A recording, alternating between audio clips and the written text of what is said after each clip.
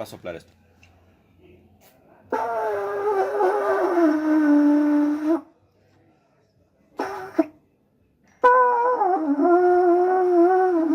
Hace un sonido más fuerte. Yo no he almorzado todavía, por eso no hay fuerza. Entonces, estos son cuernitos que se utilizan en las fiestas más allá por el norte, Huancayo, ¿no? En Huancayo, por esa zona se utiliza este. Este ya es del ganado. Este es ya colonial. Este es inca, ya un instrumento musical inca. Esto es colonial.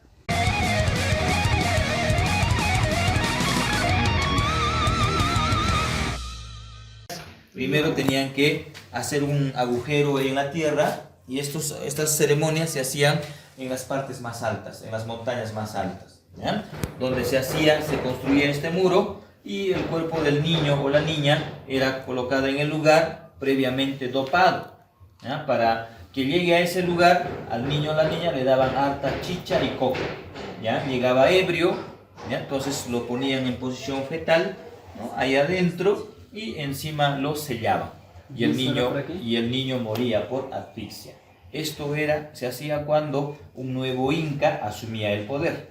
Se tenían que ofrendar más de 250 a 300 niños, ¿ya? O cuando habían desastres naturales, terremotos, inundaciones, sequías, ¿no? Se tenía que sacrificar niños de 8 hasta los 12 años. Entonces, al interior de este agujero y se la sellaba y el niño moría asfixiado, ¿no? En ocasiones también, ¿no? Se les daba un golpe en la sien, ¿no? Quedaba desmayado y se le dejaba en ese lugar.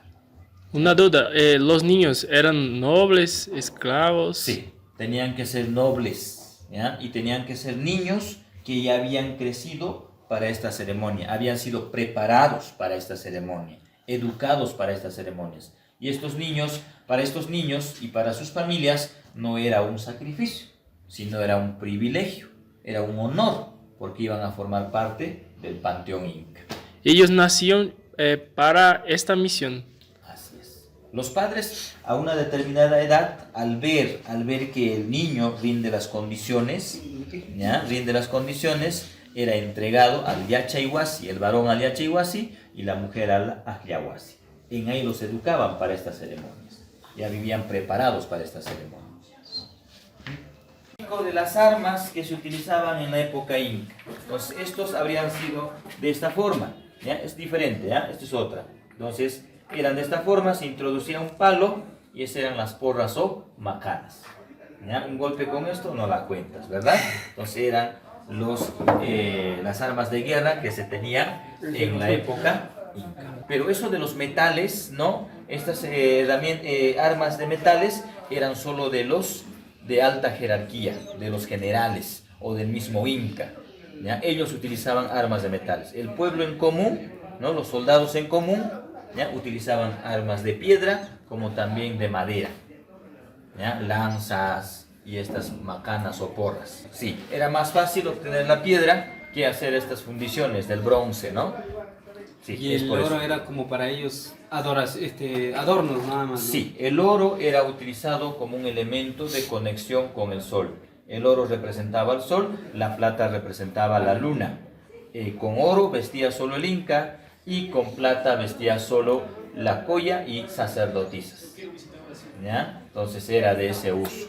El oro y la plata en la época inca no tenían un valor económico. El que tenía mayor valor era esa concha marina que hemos visto en la ofrenda, en el despacho. Eso valía más que el mismo oro y la plata. Chaki es pie, tajlia es voltear. ¿Ya? Esta es una herramienta ancestral que hasta el día de hoy se sigue utilizando. ¿Ya? Hasta el día de hoy, a lugares donde no entra el arado, el buey, se sigue utilizando. ¿Ya? Cuando vamos a trabajar en lugares planos, esta chaquitaja tiene que ser curva, ¿ya? Tiene que ser bien curvo para voltear la tierra, ¿ya? Entonces en la época inca esto estaba hecho en base a bronce, ¿ya? Bronce, al día de hoy ya es hierro, ¿ya? Normalmente se hace del muelle de los carros, ¿ya? Y este es el arado o yugo que ha sido introducido por los españoles. En la época inca no había ganado, no había bueyes, ¿ya? Entonces no se ha utilizado en la época inca eso, ¿ya? Eso ya llega con los españoles. Entonces, con estas herramientas, hasta el día de hoy, se sigue trabajando el maíz. ¿Ya? Se sigue trabajando el maíz.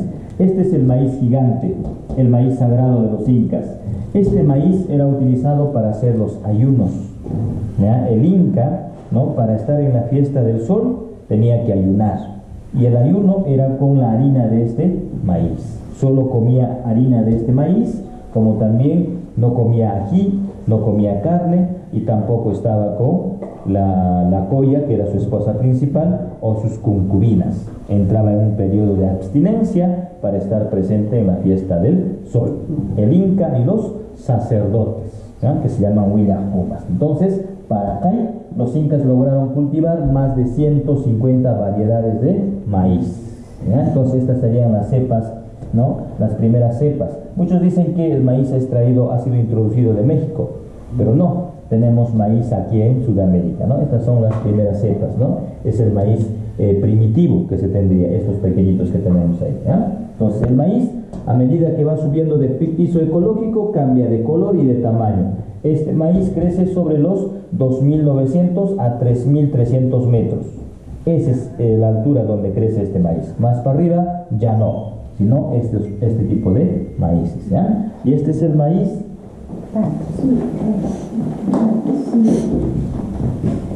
Estos son los taques, ¿ya? Entonces, en los cultivos, ¿no?, en las parcelas, en ocasiones podemos encontrar estas deformaciones del maíz.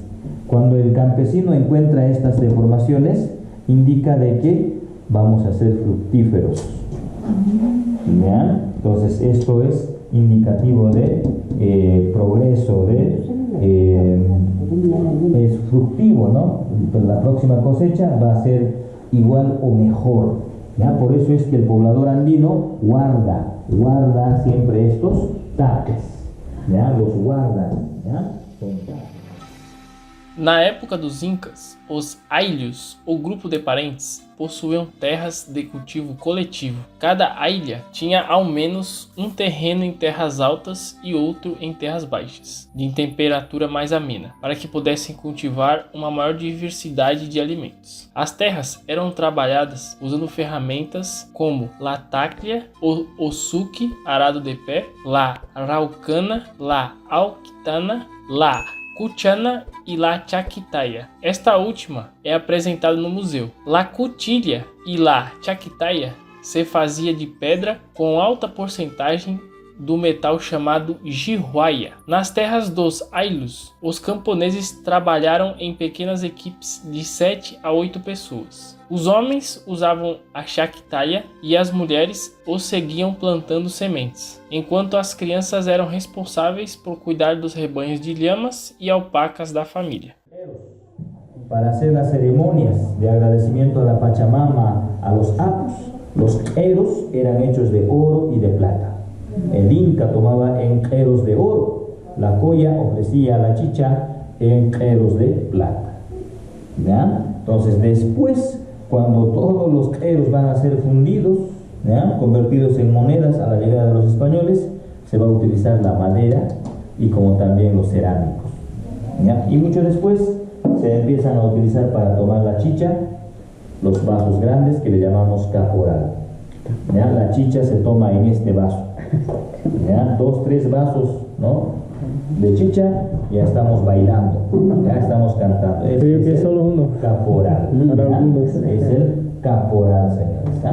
Muy bien. A chicha está associada às origens mistas da civilização peruana, com uma antiguidade de 5 a 6 mil anos. Nesta cultura se consumia chicha e alucinógenos associados a rituais. Evidências sólidas de consumo de chicha aparecem nas culturas Lima e Moqui há 500 anos depois de Cristo. Na Huaca Puclán se encontrou vasilhas com representações de produção de chicha. Os incas foram os que formalizaram seu consumo. Um grupo de mulheres chamada Asilas eram quem preparavam uma chicha de grande qualidade, pois utilizavam o milho das terras do Inca, que eram muito mais selecionados.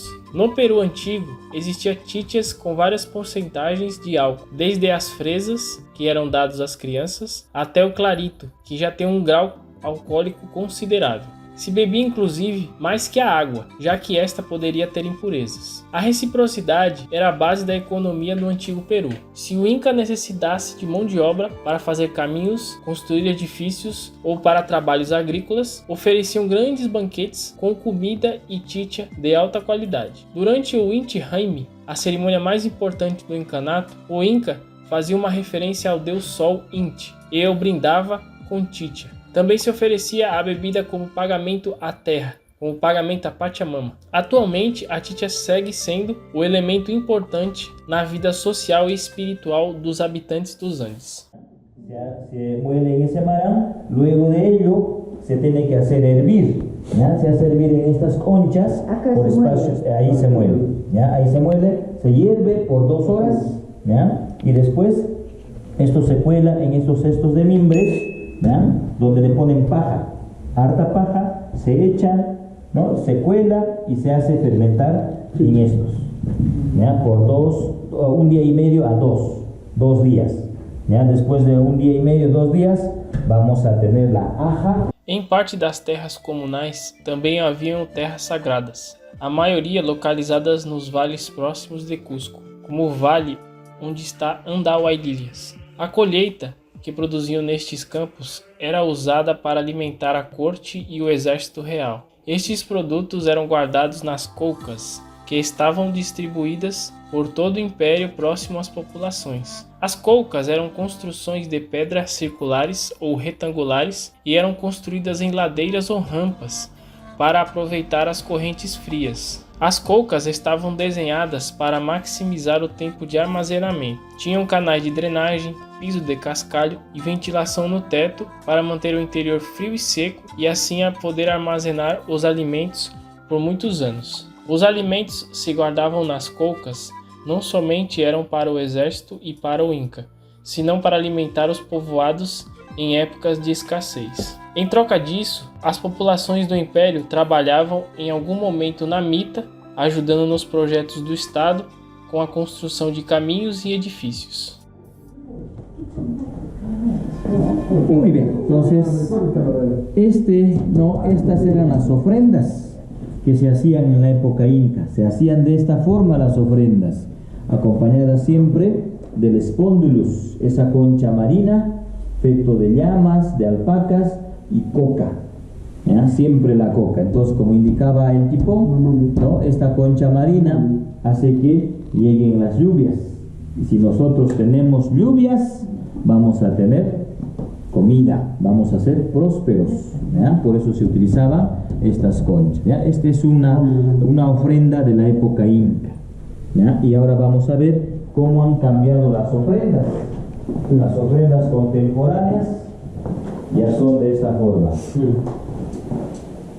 Ahora estas ofrendas los hacen los chamanes, ¿ya? Entonces en estas ofrendas, que también se llaman pagos despachos, ya se han incursionado otros productos, monedas, ¿ya? Tenemos galletas, dulces, el oporto, que es el vino. Entonces ha cambiado ya. También vamos a ver símbolos cristianos que se adicionan a las ofrendas, a los despachos. Y los despachos se van a hacer dependiendo si es para la chacra, para el cultivo, se van a hacer ofrendas o pagos despachos, si es para los negocios o para la salud, ¿ya? Entonces se hacen diferentes tipos de ofrendas, ¿ya? Ese es un despacho, un pago.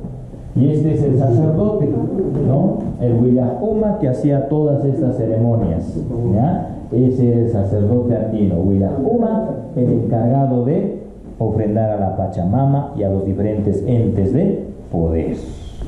Para o cultivo nas montanhas, os incas construíam andenes. Os andenes são terraças enormes, em forma de degraus, levantadas graças a muros de contenção de pedra na base das colinas e montanhas, permitindo assim a criação de novos terrenos agrícolas. Possuíam muros de pedra para conter a terra e escadas de pedra para facilitar o acesso. Devido à diferença de altitudes, se podem cultivar diferentes plantas devido à ampla diferença térmica entre os diferentes níveis de terraço. Desta forma, o homem andino ganhou terras de difícil acesso e difícil inclinação na Cordilheira dos Andes e as converteu em terras aptas para a agricultura.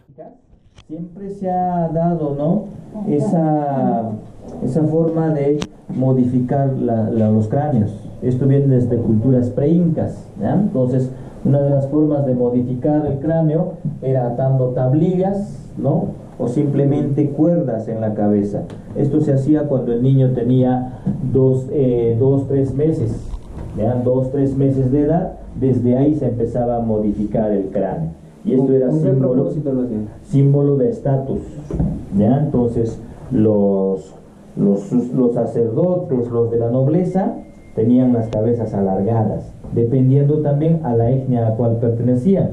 Podían ser hacia atrás o también las cabezas podían ser hacia adelante, ¿ya?, dependiendo la etnia, ¿ya? Por eso tenemos el tipo de deformaciones que se hacían desde la época pre-inca, ¿ya? Entonces aquí tenemos el presunto alienígena que se encuentra en Andahuaylillas, ¿ya? Este alienígena se encuentra en la parte del fondo, ¿no?, de una comunidad. Y observen, ¿no?, los lóbulos oculares, ¿ya?, como las que tiene este personaje, ¿no es cierto? Lóbulos oculares, ¿no? La dentadura ya es de una persona de avanzada edad, las costillas bien formadas, ¿ya? Entonces, este sería un alienígena que se tiene acá en Andahuaylillas. ¿Ya? Entonces también, ¿no?, podemos decir de que podría ser una deformación genética del hombre andino.